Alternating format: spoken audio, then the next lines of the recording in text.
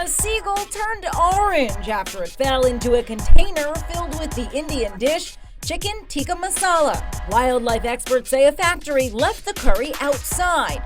The bird was trying to fish out some pieces of meat and somehow fell into the food. Rescuers then showered the bird to get all the oils off its feathers.